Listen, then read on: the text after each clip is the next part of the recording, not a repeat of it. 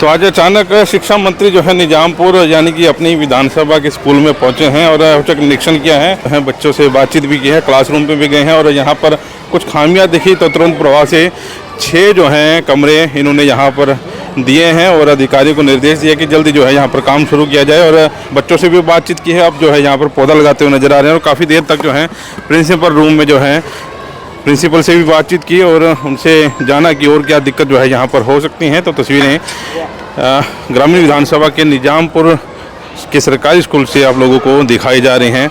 शिक्षा नीति, नई शिक्षा नीति आ रही है, उस पर जो है खुलकर जो है बातचीत की और कैसे जो है सरकारी स्कूलों को जो है सुधार कर रहे हैं उस पर जो है इनसे बातचीत करने की कोशिश करेंगे। तो फिलहाल ये तस्वीरें पानीपत विधानसभा, ग्रामीण विधानसभा से आप लोगों को दिखाई जा रही हैं। क्या बातचीत हुई है इनकी और प्रिंसिपल से 2-2.5 घंटे जो है बातचीत हुई और क्लासरूम में भी गए, बच्चों से भी बातचीत हुई और क्या विज़न है इनका सरकारी स्कूलों को लेकर जो है इनसे बातचीत करने की कोशिश करते हैं। तो फिलहाल ये तस्वीरें साथ के साथ शेयर जुड़ कर सीधा आपको ले चलते हैं महिपाल ढांडा के पास।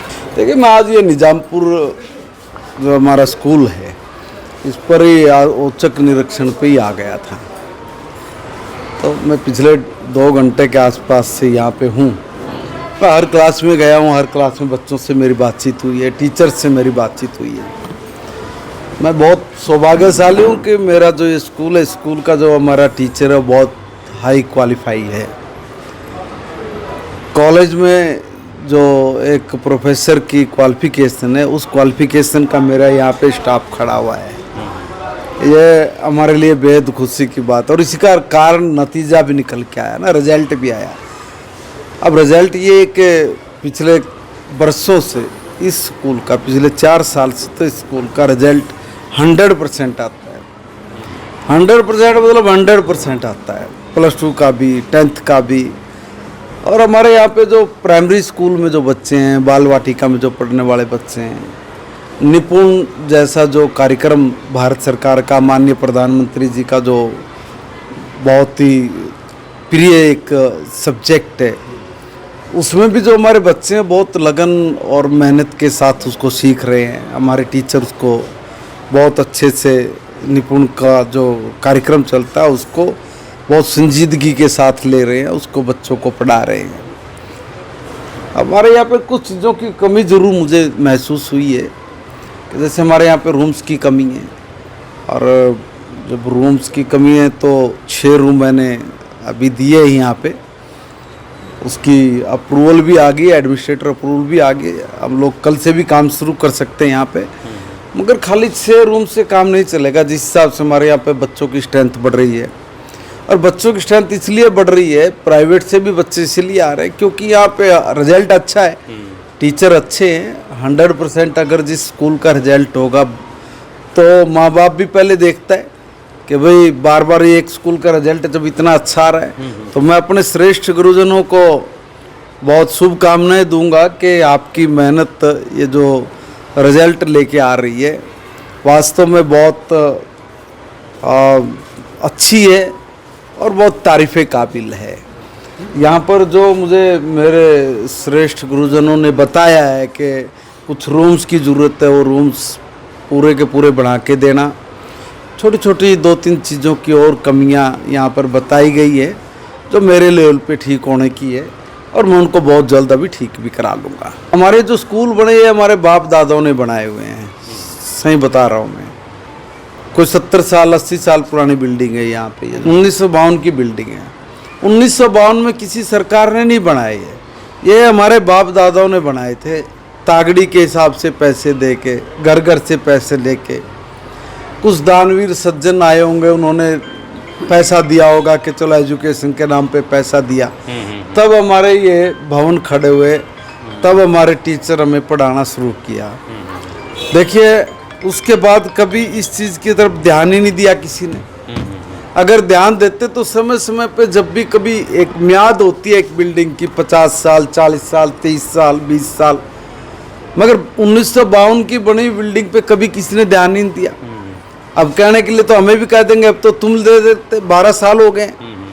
अब बस एक 5 ग्राम की जीबी तो हिलानी है ना बोलने के लिए कि 12 साल हो गए, तुम भी दे देते। तो 12 साल में 100% को निपटा के बना दे, ऐसा पॉसिबल नहीं होता। मगर इन 12 सालों में अगर आप लोग देखेंगे तो इतना कुछ हुआ है कि वो भी कोई कम नहीं हुआ है, मगर और ज़्यादा होना चाहिए, इसमें कोई दो मत नहीं है, और भी ज़्यादा होना चाहिए। और उसीलिए माननीय मुख्यमंत्री नायब सैनी जी ने निर्णय लिया इस बार के कुछ भी होगा, हम जो बुनियादी सुविधाएं हैं ये सारी की सारी तुरंत हम लोग कवर करेंगे। और अभी इसी साल में हम लोगों ने जब ये निर्णय लिया कि हम लोग बुनियादी सुविधाएं देंगे, टॉयलेट के लिए, पीने के पानी की जो व्यवस्था है, पंखा है, ये सब चीज़ें हो जानी चाहिए जो बहुत ज़रूरी हैं, तो इस पे हमने लगभग 100% काम पूरा किया है। कोई पायलट प्रोजेक्ट ले अपने हाथ में, ये जो स्कूल है इसको 8th तक का स्कूल जो पुरानी बिल्डिंग हो गई है उसको सारी को एकदम डैमेज करे और एकदम ही पूरी की पूरी बिल्डिंग बनाए। और किसी बड़ी कंपनी को मैंने कहा कि इसको दें, L&T टाइप जैसे लग रही है, तो ऐसी बड़ी कंपनी को दे के आप लोग जब बड़ा स्कूल बनाएंगे तो 100 स्कूल, मैंने एक बारी कहा मुख्यमंत्री जी को कि एक बारी आप ये 100 स्कूल दीजिए और 1 साल 1.5 साल का हम लोग उनको टाइम दे, 1-1.5 साल में वो बना के एक बारी खड़ा करें। अगर वो प्रोजेक्ट, हमारा पायलट प्रोजेक्ट अगर सफल रहा तो फिर हमें इस पे और आगे तेज़ी से कदम बढ़ाने चाहिए। और ट्रांसफ़र पॉलिसी है, इस बार वो लागू हो जाए, मुझे पूर्ण उम्मीद है। माननीय कोर्ट में हमारे अधिकारी स्वयं पेश हुए, बात हुई है, तो उसमें बहुत सारी चीज़ें वो हमारी क्लियर हो जाएंगी, हमारे बहुत सारी जो समस्याएं उनका समाधान भी हो जाएगा। मगर जो पढ़ाई को लेके जो मेरे श्रेष्ठ गुरुजन हैं, मुझे उन पे बहुत नाज है, फ़क्र है, गर्व है कि उन्होंने जो हिम्मत की है, जो मेहनत की है, वो नज़र आ रही है। तो हमने उसको 300 किया, तो उस वक्त हमारे पास 263 बच्चे आए और 263 बच्चों में से 235 बच्चों ने सफलता अर्जित की। और उन 235 में से भी अब आप कल्पना करेंगे कि 61 बच्चों ने नीट का एग्ज़ाम क्लियर किया है। अब बच्चों को इस चीज़ की कमी नहीं है कि भाई सरकारी स्कूल में मैं पढ़ रहा हूँ तो मुझे कोचिंग लेने के लिए किसी अलग चीज़ की व्यवस्था करनी पड़ेगी, नहीं।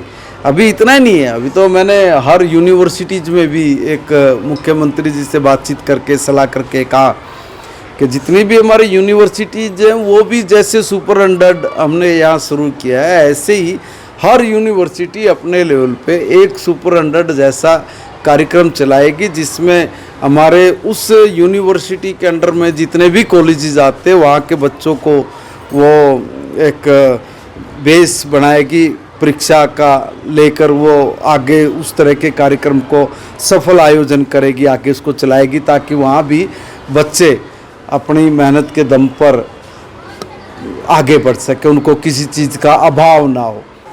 हर जगह क्वालिटी कैसी है खाने की, मिड डे मील की, वो मैं स्वयं चेक करता हूँ, देखते हैं हम लोग जब जा ही रहे हैं। एक स्कूल में मैं आज आया हूँ तो अभी तो यहाँ पे 1.5-2 घंटा लगा है। अब 1.5-2 घंटे में मैंने सब अपने श्रेष्ठ मेरे टीचर खड़े हैं, गुरुजन खड़े हैं मेरे, इनसे भी पूछा है भाई आपकी क्या समस्याएं हैं, आपकी क्या प्रॉब्लम है, क्या होना चाहिए, हम लोग और कैसे अच्छा करें।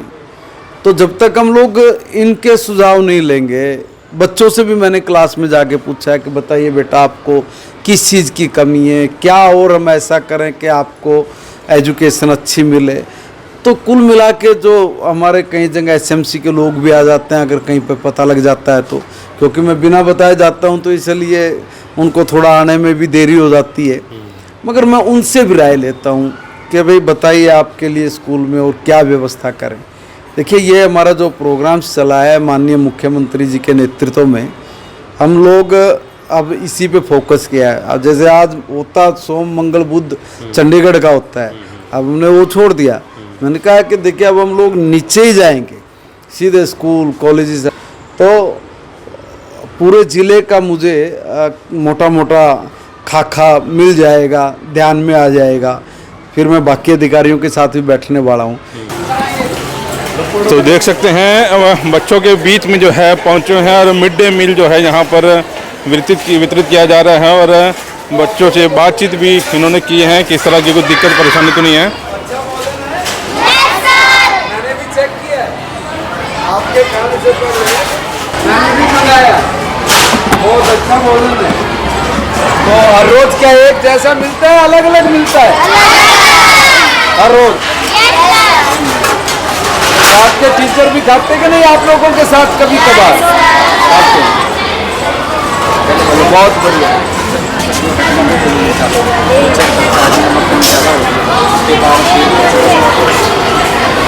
बहुत अच्छा, शाबाश, बहुत हेल्प करिए आप लोग।